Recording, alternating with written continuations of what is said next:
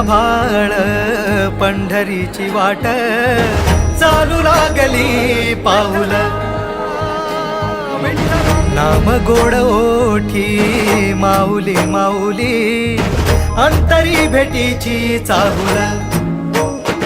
निघाली पाऊले दर्शनी ध्यास लागला पंढरी हो असं या उरात दाटली माऊली